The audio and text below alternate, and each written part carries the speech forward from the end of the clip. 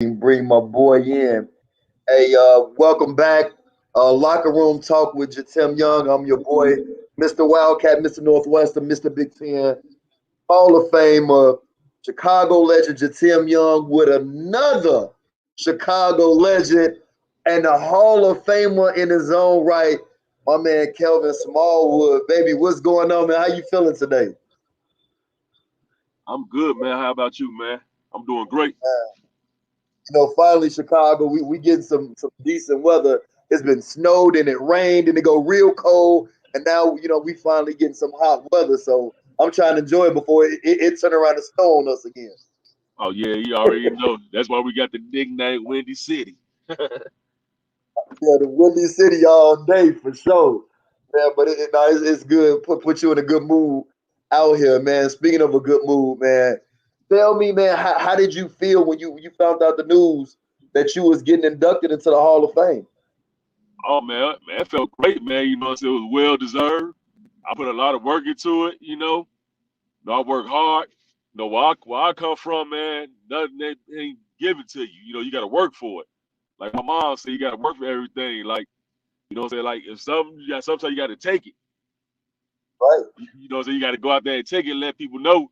What I'm saying. Like you that too. But man, Yeah. it felt good being, you know what I'm saying? It felt good, man. I love it, I had And posted you from that because a lot of era. people, You from that era like we grew up in where it was about earning respect. And you graduated the year before me in high school, but I seen you battle Leon Smith, a guy that was a first round NBA player, and I seen you dominate that league. I seen you battle Steve Hunter, another guy that was at your position that played in the NBA for a long time, played at DePaul and everything like that. And is that something you learned growing up in a Robert Taylor home? Talk about like what it's like growing in that time, growing up in that environment, growing up in the projects, and how it prepared you as a basketball player. oh man, growing up in a Robert Taylor home, you know, it's like every man for themselves coming up. So you got to learn the hard way coming up to Robert Taylor homes. But it was a lot of guys in Robert Taylor home, made me the man I am now. You know what I'm saying? Like, Like I used to look like I lived at 4429 and we had like this janitor room. And I used to look out the window and watch these guys play. So you know what I'm saying? I was like picking up pieces, watching people learning. And I've been playing guys like way bigger than Leon Smith, way bigger than Steve Hunter. So when I got to high school, it made the game easy. You know what I'm saying? Because I was playing against these adults on the court. So you know what I'm saying? Like I ain't have all that. No, I ain't had no access to no gym or nothing. My access is on the side of the building on the basketball court, playing against these Right. grown guys. So you know what I'm saying? By me, I play with the grown guys, and like make a long story short, you know what I'm saying? Like when I had my games, my practice was like, let me play against these guys because I got a game tomorrow. So I go on the basketball court, work out with these guys. They beat me up, knock me down, bow me in the face. You know what I'm saying? Made me tough. So when I play against the guys, you know what I'm saying, in high school, man, they was like kids to me because I'm Yeah. playing against these overweight guys, strong guys. They bully me on the court, making me stronger. So it was like pretty easy to me, like Yeah, no, it's the same thing. Cause like for me, growing up on the west side, I grew up in the West Garfield Park area off Pulaski and Congress, and we was on the playground. We didn't really play in gyms growing up on the west side. Everything we played in the crates in the alley, and you played on the playground. Now remember, I had to be about 12 years old. I was in sixth grade, sixth, seventh grade, and the grown-ups was on the court. And I had the body and the strength and the speed to play with these grown men. But again, you getting elbowed, you getting pushed out the end, everything like that. And that reflects the way I played the game of basketball. But yeah, if you start crying or you start saying, like, you start showing any sign of weakness, they gonna kick you off the court and tell you to go play with the kids that's your own age. And I wanted to stay on the court with the big boys. So I just yeah, sucked it up, kept playing. I want to show no weakness. So I understand what it's like growing up in the projects in the Robert Taylor homes out south. But in the low end, you had to, man, you had to have that heart. You had to have that oh something. yeah. You had to have the weight. Yeah, you gotta have heart, man. Like when I was coming up, they had the midnight tournament. I don't know if you know Frank Burke. He used to have a little midnight league start at midnight. I was still in Okay. high school. I was still in high school. I was always playing with Jesse. I know you know Boston Jesse. I was Yeah. always on this team. Yeah, I was always on this team. So you know what I'm saying? Playing in the midnight tournament against these older guys made me a great player. You know what I'm saying? Like, but he had stopped us from playing because we had to go to school. So playing in that midnight tournament, man, you know, I like won the midnight tournament, made it to the championship a couple times. I was averaging like 30, but I was like probably the youngest guy in the midnight tournament. You know what I'm saying? Frank Burke let me get down to play. You know what I'm saying? I just learned from a lot of people like Hammer, Jesse, this dude named Rob, Dave, Big Kelly. You know what I'm saying? I played against a lot of these guys was European professionals. And you know, I was competing against them guys. So you know what I'm saying? Like they made me stronger, they made me tougher. Jesse made me stronger, made me tougher. You know, Jesse was like, man, don't let nobody bully you. Get up, you know what I'm saying? Play hard. That's the only way you're gonna get better. I was a skinny kid, man. I was probably like about a buck and 75 pounds, man. Like my guy Rail, yeah, I was skinny, man. Like I ain't had no ball handles. Like my guy Rail, his brother Phil, they the one taught me how to dribble. I used to see his brother. They used to dribble with these little showbiz pieces of ball. They used to call it showbiz back when we were young. They called it Chuck E. Cheese now. I don't know if it's still there. Right. Yeah, I remember showbiz pizza. Yeah, that's our young listeners. They don't know about showbiz pizza. Yeah, but he used to dribble with the ball. He used to see him patting the ball up the hallway. Like I used to be like, man, how you do that? He dribbling with a little old ball, patting the ball. So they showed me how to dribble, man. And once I learned how to dribble, man, I stuck with it. You know what I'm saying? Tuned my game up on the court, working hard. You know what I'm saying? Antonio Ross, he the principal at Hyde Park. He the one motivated me to go to college, man. You know what I'm saying? Like when I was like going to the store, Antonio Ross, true story. Antonio Ross used to shovel the snow off the court, and I used to walk down the foul lane for my mom's. And I used to see Antonio Ross shoveling the snow off the court, putting up shots, and I was looking like, man, what's wrong with this dude, man? This dude crazy, man. It's like -2 outside. Antonio Ross getting better. So as I was getting older, I was seeing Antonio Ross get better. So I was working out with him. It was like when he graduated, went to college, my mom's came and gave me like, she was like, you know, your boyfriend went to college, why he ain't up there? I said, oh yeah. So I had went up his crib and I seen his mom crying, dad crying. I was like, man, that's gonna be me right there. So you know what I'm saying? He motivated me to you know what I'm saying, go to college. So when he left, went off to school, I started doing the same thing he was doing, man. Shoving the snow off the court, -3 outside, putting up shots, working on my game. And before you know it, man, like I ended up going to college with the Indian Hills, and number one JUCO in the country. You know what I'm saying? Like my grades had dropped because, you know what I'm saying, where I'm from, man, there's a war going on. It was hard to get to school, man. You know what I'm saying? Like Jay Strait, he used to live about 45th. He lived right across the parking lot from me. I lived at 4429. But Jason Strait let you know, man, how hard it was to get to school. Like when they was in war shooting, you got to cross the fire lane, then you got to stand on State Street. It was like we was called the war zone. So it was hard to get to school. So my grades dropped, man. So I ended up having to go JUCO. And you know what I'm saying? Like I was working hard, you know, but I ended up having to go to JUCO. I had a lot of colleges wanted me. You know what I'm saying? I did my thing. You know, so I worked hard. And I was like, man, I got to get this done, man. My mom, you know, she was a single parent. She you know what I'm saying? Like she was like, man, keep working hard. I ain't had no daddy growing up. So I was doing my thing, man. You know what I'm saying? Helping my mom. A lot of people, they don't know about Indian Hill because, like for people like, you know, Indian Hill, you know, especially during our time, that was like the #1 JUCO in the nation. Like people, like if you was a player, you went to Indian Hill. And then you talked about Jason Strait, who also went to Dunbar, which is the high school that Kelvin Smallwood went to. Before you even got to Dunbar, and you growing up, you in 8th grade. Why didn't you decide to go to Hyde Park? Why did you choose to go to Dunbar instead of Hyde Park? Like when I was at like when I was coming out of 8th grade, man, you know, I'm from the hood, man. Like I ain't really know nothing about. Only school I knew about was Dusabu, Phillip, and Kane. I was gonna go to Kane. My sister, my family with the Kane. My sister, Coach Kai used to send my sister a lot of get like, you know what I'm saying? See, could you get your buddy here? But I was gonna go to Kane. I ain't know nothing about Dunbar. It was this guy from Dunbar came to one of my games. We played against Overton. And I had scored like the whole 34 points. We won by 1. And he was like, man, I want to recruit. I ain't know nothing about Dunbar. I never heard of Dunbar, man.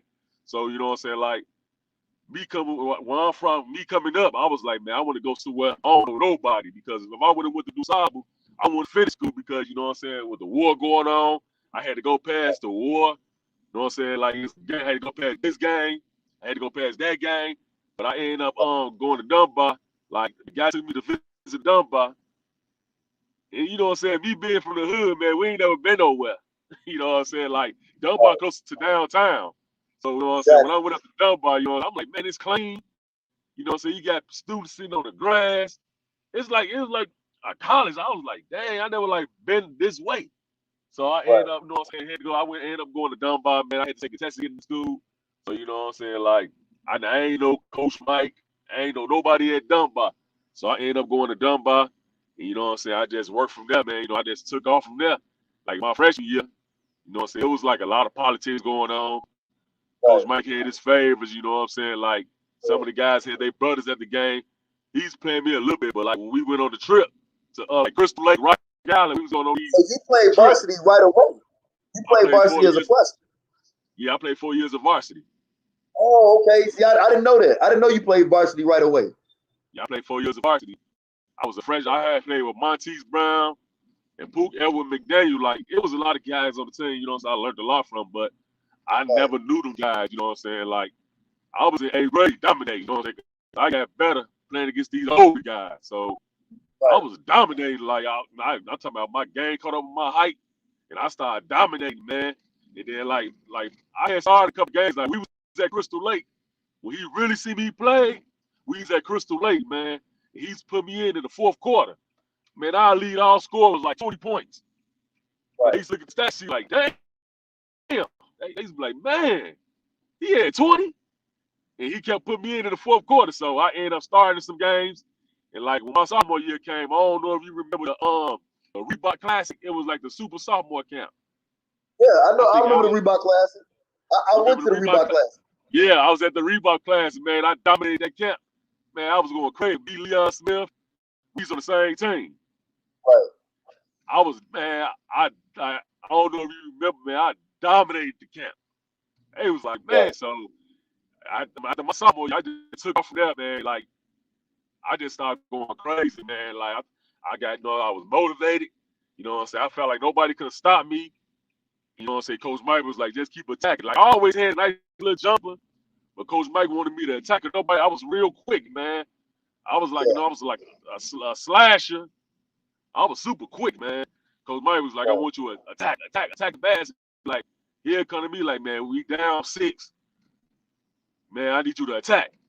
And before you know it, man, I just scored about 8 points, man. Like, quick. That's one thing a lot of people don't know about Coach Mike because growing up on the west side, I had my cousin ended up going to Dunbar. Juju Deshaun, he played football, but then I had like my god brother, his name was Boo Man. He played with you at Dunbar, and he always just praised Coach Mike for being like a mentor and father figure to y'all. Yeah. Tell us about what was Coach Mike like? What was his personality like? How much do you appreciate what he was for you throughout your time at Dunbar? Man, Coach Mike was a great mentor. Like, everybody think Coach Mike was like an evil guy, man. Like, Coach Mike, he played football, you know what I'm saying? But, like, we really weren't running no plays, but, you know what I'm saying? He had put something together. But Coach Mike was like a great mentor, man. You know what I'm saying? Yeah. Like, he, you know what I'm saying? He was like teaching us life, man. Like, cause I ain't had no father growing up, and I was like really listening to him because, you know what I'm saying? Like, everything he was saying to me and saying to the rest of the team was like, you know what I'm saying? It was like, man, that's what's up. So, you know what I'm saying? He was like, he always say, man, I grew up, man, I ain't had nothing. My mama had my couch sitting on peach cans and all that stuff. But you know what I'm saying? Coach Mike was a great coach, a great mentor, man. You know what I'm saying? Like, he helped me. You know what I'm saying? Like, you know what I'm saying? He like motivated me. And you know what I'm saying? Like, when he see me score ball, he let me beat me. Like, you know what I'm saying? Like, Coach Mike let me beat me. Like he like a lot of kids on the team, they was frustrated with Coach Mike because you know what I'm saying, like I don't know, you know what I'm saying, like when he talk, he yell, like a lot of kids couldn't take that, man. I be being for the Robert Taylor, I'm getting yelled at, you know what I'm saying, like that ain't nothing to me. Like they didn't, you know what I'm saying, do nothing to me. So you know what I'm saying, Coach Mike, you know what I'm saying, like he let me play my game, man. I just, you know what I'm saying, like he tried to switch my game up, but I never let nobody change my game. I do what I do, man. If you don't like me for what I do, man, I go somewhere else. But he seen I was like one of the best scorers he ever seen. Like, man, we could use him. So, but no, Coach Mike, man, he was a great person, man. He wasn't And I knew Coach that bad. Mike was a great person because I remember I was watching that show, Jay Strait senior year when I was in college, and it was the show Hoops. And when Jay Strait made his score to go to Wyoming, I saw Coach Mike like emotional and was crying because he was so proud of Jay Strait.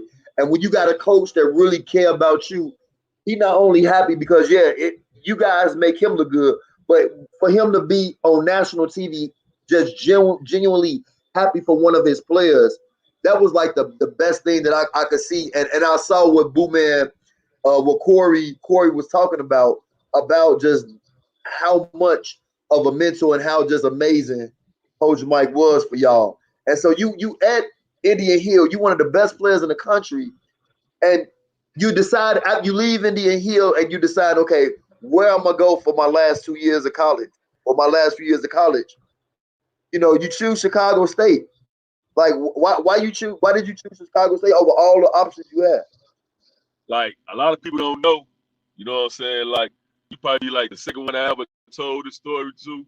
Like actually, I had left Indian Hills because my mom had cancer on her liver, and I came Okay. back home. Yeah, I came back home with the Kennedy King. So I ended up teaming up with Cliff Terry, Jeremiah Doban, Mario Porter, Cedric Riley from Farragut. We was Yeah. like number 4 in the country.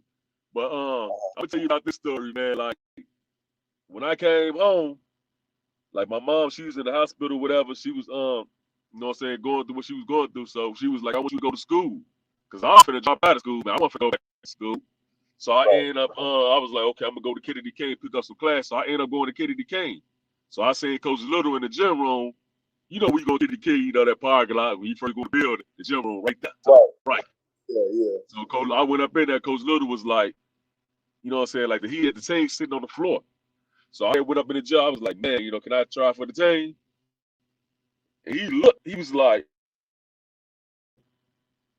practice over, like no practice. Everybody go home. Like he canceled his whole practice. So I had told him my situation, like, man, yeah, my mom's sick, you know what I'm saying? I ain't had no father, you know. I came back home to take care of my mama, you know what I'm saying? But he was like, okay, I'm gonna set you up with Mona and them and Kim, you know what I'm saying? So they get you some classes, set you up with work studies, whatever.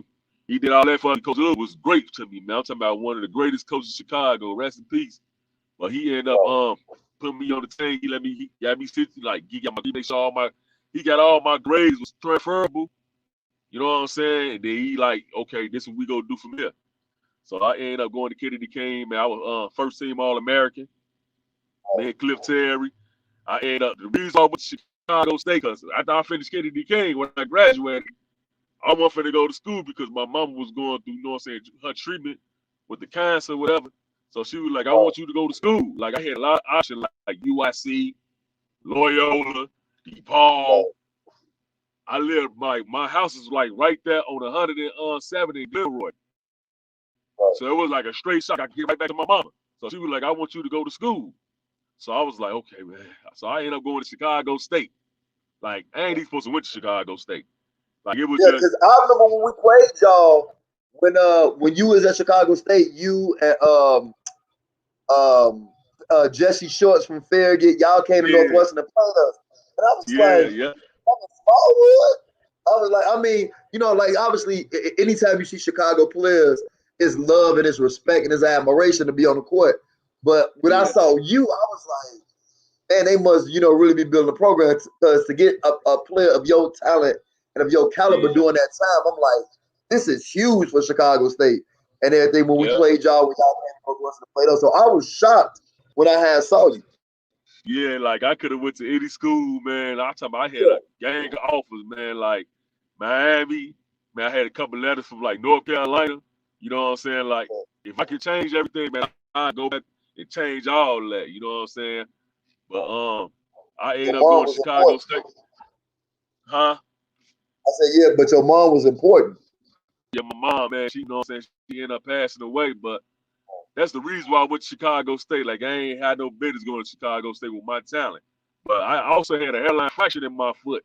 Like, I played through a lot of injuries, man.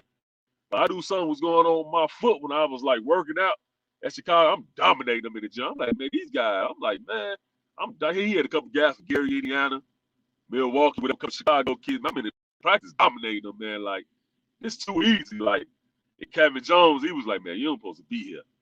Kevin Jones, you know my situation. He ain't know the reason why I went to Chicago State. So I ain't you know going to Chicago State, man. Like Bo Ellis, like like a true story, man. He had a playbook. Man, I threw the playbook back in the locker, man. Like, man, I'm not finna come on, man. I'm at Chicago State. Like, I know about Chicago State, you know what I'm saying? Like, but you know, ain't no DePaul, ain't no UIC, ain't no Loyola. You know what I'm saying? But if I had, you know what I'm saying, if I had the chance, you know what I'm saying, like switch, I would have went to Northwestern with you. You know what I'm saying? Y'all had a great team. I could have like fit in with you, you know what I'm saying? Man, you would have been, Oh, you know what I'm saying, destroyed that backcourt. Me and you at Northwestern, I could have went rolled up with David Bailey and Corey Midfield, you know what I'm saying, Sid Banks, you know what I'm saying, UIC with him and Martell, because the coach was looking at me. He wanted me to come to UIC. Like, he was like, man. So it was like, man, I had to stay close to my mom because my mom was sick. She ain't really had nobody. Ain't had no father. She was a single parent.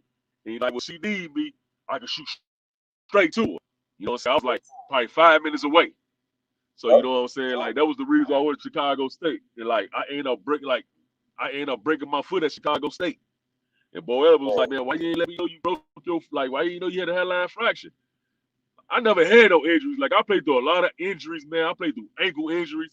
But like, my foot was different, man. When I had broke my foot, man, like, I was like, man. That's why I was averaging like 10 points, man, because I couldn't do what I wanted to do. Like, I was dominating every big game. Like Valparaiso, I gave them like 38. You know what I'm saying? Like, I was killing every big game. So I just couldn't do what I wanted to do because my foot was jacked up because I wasn't like really looking at no plays, man. Like, come on, man. Like, I'm at Chicago State, man. We play these tops. We play Marquette. We play Bradley. Man, we play Colorado. We played Northwestern. We had a tough schedule because Bo Ellis played in the NBA. We had a tough schedule, man. So, you know what I'm saying? Like, he could get the schedule because his name and who he knows and where he come from. So, you know what I'm saying? I'm like, man, we like the team. Like, I'm looking at the guys at practice like, man, we finna get party, man. Like, we ain't even good enough. So, I wish I would have, you know what I'm saying, like, brought guys to Chicago State like Q Rich, Bobby Simmons, did DePaul. Had the name to like. That's all I was saying. I'm like, cause you had that, but that's what in my mind, looking at like that movie you made. That's what I was thinking. I was like, okay, if they get Kelvin Smallwood, they probably gonna get at least in the next 2 or 3 years, they gonna get maybe 5 of the top 20 players out of Chicago to go there with him, and they gonna be they was gonna be the team. And when Lil Royce went there from Lincoln Park, and Yeah, I was, that's how I was there. I'm like, man, Smallwood and got Royce to come to Chicago State, and Chicago State ended up becoming good. yeah, One thing people want to know about, and this is like every time you tell a story, it's like you get like 1,000 comments about this. Kevin yeah. Smallwood against Michael Jordan. Tell that story. Oh, man, when I first, Yo, I was crazy, man. Like, my guy Roddy, he was like, man, we finna go play against Mike, man. I was like, what Mike? Mike Jordan? He said, yeah. I was like, man, stop it, man. So we ended up going over 115 from Wallace, his ex-wife's sister house. So, you know what I'm saying? Like, I'm sitting on the steps, like, man, Mike ain't, like, all the time, Mike was in the house. So we out there shooting whatever. So I'm sitting on the steps, man. And, like, when he came out, man, I was like a disc stuck in headlights, man. I was like, what? I was talking about, man, it was crazy. Like, he came out, man, it's like the whole world stopped. right. I was like, man, this can't be real, man. Like, I'm talking about, like, my idol out here, man. Like, I'm really trying to play against Michael Jordan, man. So I ended up playing against Mike, man. He loved my game, man. He was like, man, he was like, you still in school? I was like, yeah. He said, man, you keep up the good work, man. You know what I'm saying? Maybe I'll see you someday in the league. So, you know what I'm saying? Like, ever since then, man, I've been playing against Mike, man. Like, he come up to Foster Park, and, you know what I'm saying? We go at it. But I'm going to tell you this true story, man, when we was at Foster Park. True story. It was Mike, Charles Oakley. I think he had Sean Marion, Bobby Simmons, and some other. His team was stacked. It was me, Steve Jones, and some other guys on our team. Man, Michael Jordan couldn't win the game. He couldn't win the game. So, make a long story short, man, that next week came. Next Saturday, he start. I'm talking about this is like one of the best moments of my life, man. He usually gets up at 7 in the morning. You know what I'm saying? We started with Foster Park at 9. Right. So Elston called me like, hey, man, get up here, man. So I was like, man, 7 something in the morning, man. I said, all right. So I ended up coming up there. Well, they didn't start the set until I came in the gym, man. So when I pulled up, Elston was standing outside the gym. He was like, man, we waiting on you. I said, what y'all waiting on me for? Like, he said, Mike ain't started the set till you come. So Jordan, like, when I walked through the building, man, he was like, oh, there you go. Man, Mike lost about 15 pounds, man. It was like, I'm talking about, like, I guess he never been beat like this before. Like, man, I'm talking about, it was crazy, man. He had dunked on Big Kern. Like, he turned the corner on me. He just took off and dunked on Big Kern. I said, oh, yeah, he mad. He big mad. Like, I said, man, that was crazy, man. But we went at it, man. I won a couple games. Man, we were going at it that day, man. Like, we was battling it out, you know what I'm saying? Like, I was like, man, I ain't gonna bow down to you now. You know what I'm saying? Like, we gonna go at it. But that's what Mike loves Chicago. Because with being in Chicago and him having his career here, he saw, like, this is a different type of basketball. And if these dudes who ain't in the league still got this much game and they coming at me and they beat me, like, what am I going to do to guys that I'm playing against in the NBA that kind of, quote unquote, scared of me and got some respect for me? You know what I mean? I'm gonna dominate them, and I'm gonna treat them, and I'm gonna take the Chicago that's in me and add that to my game. And as a result, we see, 6 championships, 6 MVPs, and the GOAT and the icon that Jordan is. But yeah, that competitiveness in Mike, for him to direct it towards you, that's definitely a compliment to you as the great person and the great player that you are. And now that you're in the Hall of Fame, like what's next for Kelvin Smallwood? Man, like right now, I'm working at a Chicago public school. So right now, you know what I'm saying, I'm like giving back. You know what I'm saying? Like, everybody be asking me, why don't you coach? You know what I'm saying? Like, I ain't no coach. I can coach, but I ain't no coach. Like, I'll tune your game up. I'll show you the ropes. You know what I'm saying? I'll show you, because a lot of these kids, like, kind of messed up. A lot of these kids messed up right now because they spoiled, man. Like, they got a lot of assets. They got, like, they got a lot of assets and stuff. They you know what I'm saying? They got all these, you know what I'm saying, this band work. We ain't had none of that stuff. We came up, man. Like, these kids, like, their parents better them Jordans. They better everything. Like, they don't let their kids earn stuff. So I be seeing these kids in the school, like, man, you know what I'm saying? Like, they don't know nothing about struggle. Yeah. So, you know what I'm saying? Like, that would kind of mess a lot of these kids up right now because they don't know nothing about struggle. Because, you know what I'm saying? Like, in order for you, when you struggle, it make you go harder what you doing. Because you go want it, you hungry for it. Now, when your parents been doing everything for you, you don't know nothing about struggle. Now, you ain't going to go hard because you're going to be like, man, my parents going to get it for me. I ain't got to go hard for nothing. I can just get good grades and this, you know what I'm saying? I'm good. Like, they don't know how easy it is for them now. You know what I'm saying? A lot of, like, you got a couple kids taking advantage. Like, what's that kid name for Simeon? Went to the league, play for the Lakers now? Horton Tucker. Taylor Horton Tucker. Yeah, him. The other guy with the what's that? Alfonso McKinney, somebody like these guys taking advantage of it. You know what I'm saying? It's easy. Like, I feel like a lot of these kids don't know how easy it is right now. Like, they done changed a lot of stuff, man. I be letting them know, like, man, when I was in high school, man, to go D1, you needed a 2.7 with at least a 20 on the ACT. Now all you need is a 2.0 with a 15 on the ACT to go D1. Man, take advantage. You know what I'm saying? Right. Like they don't want to take advantage of that. So I'll be like talking to them, let them know what it is, man. You know what I'm saying? Like, man, take advantage of all this opportunity, man, because you know what I'm saying? Like, before you know it, you know what I'm saying, it might change back to when we was coming up. Because in our era, you know what I'm saying, like, it was tough, man. Like, LeBron James, the last one to go to the league out of high school. Like, Right. me, I think I had a chance to go to the league out of high school. Like, I'm like, Deion Smith go to the league out of high school. I know I go to the league out of high school because my grandma was like, man, you should put your name in the draft. I didn't know like Right. I know now. You know what I'm saying? Like, I ain't know like I know now. Like, because, you know, so all you do is get better.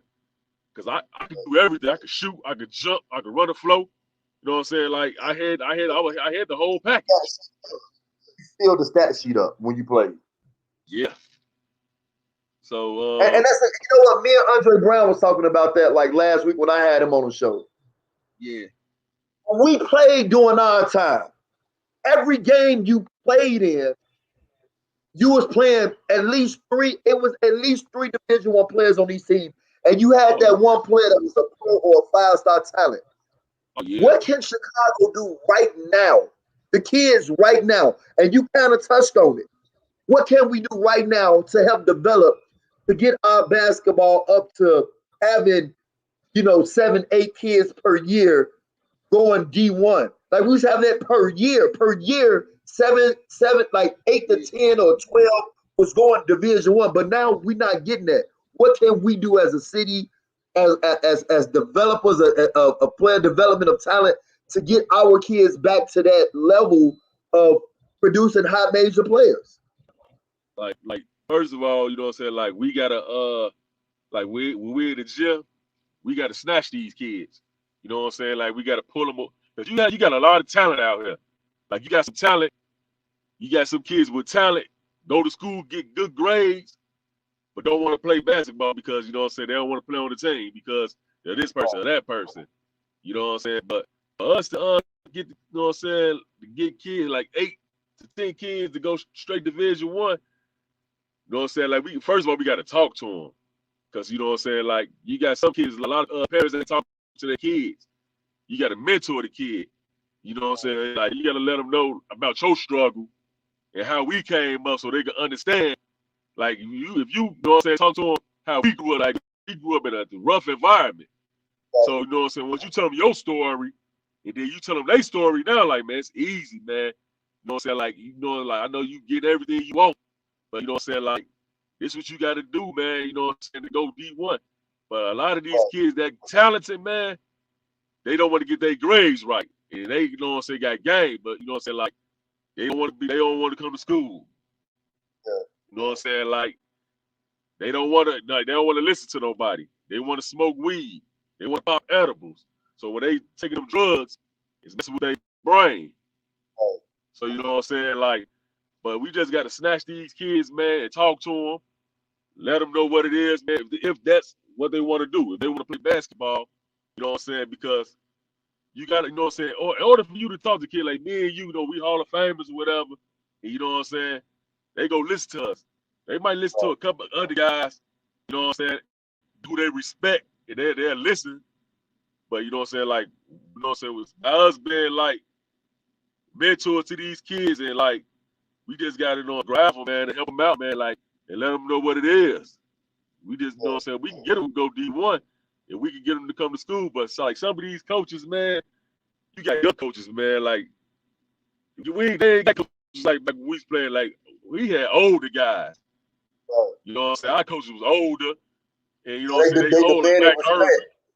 Yeah, They like, demanded respect. They actually cared about the person, not about, well, if you want my kid, you got to give me this. It wasn't like that when we was coming along. It's I care about the kid.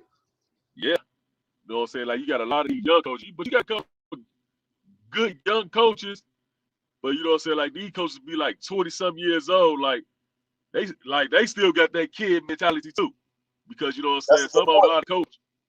That's Like, a good point. yeah, like some of them know how to coach. And some of them like some of these young coaches, you know what I'm saying? Like, they be, you know what I'm saying, talk to these kids like they're their little brother. like I'm your big brother. So you know what I'm saying? Like they ain't really paying attention. So you know what I'm saying? Like when we was coming up, man, Mac Irvin, I played AAU with him. He snatched me like, man, you don't want you to play with the Mac Irvin fight. You know, I ended up playing with the Mac Irvin fight. We was tough too. Me, Leon Smith, Steve Hunter, Marquis Perry, Amari Sawyer, Marlon Brooks, Darnell Fields. Where we was tough. So you know what I'm saying? Like, no, when I play AAU, man, it just, you know what I'm saying? You got something like just getting out the hood, man, going to a different scenery, you know what I'm saying? Like, you see different stuff, and it make you hungry. Like, a lot of these kids do that stuff now. Like, you got a couple of young coaches to take kids out of town, whatever, but they don't be hungry. Like, we go out of town, it's different, man. Like, we like, man, I love this. Like, man, we be excited, man. We be going hard. We gonna go to school. We gonna make sure we get our grades right because we want to do it again. Like now, these kids when they go out of town, man, they be like, like because they so spoiled, it ain't nothing to them because they've been and done it. They parents already took them. Mama been taking them out of town and taking them on trips since they was like 7, 8 years old. So when now, you know, when they go out of town, they done been everywhere. So now on the AAU trip, you going out of town to play basketball is like, yeah, this is cool. We're gonna play ball, but hey guys, let's go to the pool. That's what we do when my mom takes us out. He's like, fam, you here to change your life. Oh, Shashevsky is there, and you talking about swimming in the pool. Man, it's crazy, man. You know what I'm saying? Like a lot of these kids, man, like they kind of messed up in the head because how they was raised or who was mentoring them. You know what I'm saying? Like, but you got some young coaches out here. You know what I'm saying? Like, it's a couple of young coaches I done met. Like Reggie Bates, he one of the good coaches, man. He a young coach, but you know what I'm saying? He like one of the good coaches. You know, he love the kids. You know what I'm saying? He love traveling with them. He wants them to be, you know what I'm saying, be great. Like we got a couple of good coaches that have part. Ed and I forgot the head coach name, but they some great coaches. I like their style and how they mentoring the kids and how they push the kids. Like with this COVID stuff, they really couldn't like show their coaching and let people know what they can really do because this COVID. You know what I'm saying? Like slow down a lot of stuff. Hopefully next year we'll get a chance to see what they really do on the coaching side. But you got some great coaches out here, young coaches. You know what I'm saying? Like Goody was like one of the good, man. Like rest in peace, Good. Like man, I'm talking about Goody. We had like a traveling team, man, and Goody always put like he bring the best of me. Like yeah, you know you got people talk smack to you like man, you ain't nothing, you ain't gonna do nothing, or whatever. Show me. But Goody always push the best out of me, man, because like we had our little team, we had won the city. Like I'm talking about nobody mess with us, man. Like me, Amari Sawyer, Ed Johnson. Zach, man, we was loaded, man. Like, the guy named, I forgot his name. He was a McDonald's All-American, man. I forgot his name, but we had a stacked squad, man. We had a stacked squad. We won the city. I think we had like a little 2 year or Nike. We would get free stuff for 2 years. We went down there to New York and dominated New York. Goody was Goody was a real coach, man. Like he was like, man, check this out. All they want to do is dribble the ball. Sag off of them, they can't shoot. So we sagged up off them guys in New York. They couldn't shoot. Man, we ended up beating the bricks off them boys out there in New York, like in the Ruckers, Kingdom, Queens. We had played this overseas team on the beach, man. We dominated all of them. So, you know what I'm saying? Like, we had a great team.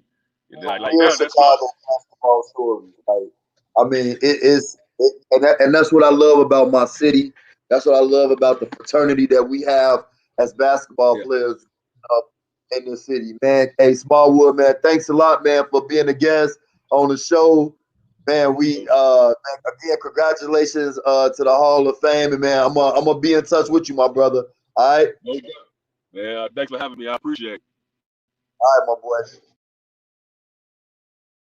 All right, man. Hey, we had Kelvin Smallwood, Dunbar High School, Hall of Famer, publicly just got his inductee. Man, this man had battles with Michael Jordan, the GOAT.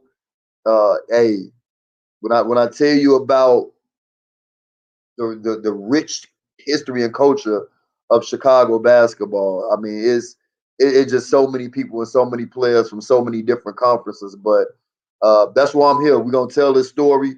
We're gonna tell his Chicago story. We're gonna tell his basketball story. We're gonna tell our story from our time because what we want to do, we want to make sure the game stay pure. We want to make sure the game stay rich and thick, and we want to make sure that the game is in good hands as we move forward into the future. Again, let's talk about a shot. This is Locker Room Talk with Jitim Young. I'm your boy. I'm your host, Mr. Hall of Fame, Mr. Wildcat, Mr. Northwestern, Mr. Big Ten. I'm Jitim Young, Chicago legend, Hall of Famer. Whatever you do it to the best of your ability. God bless, and until next time, peace.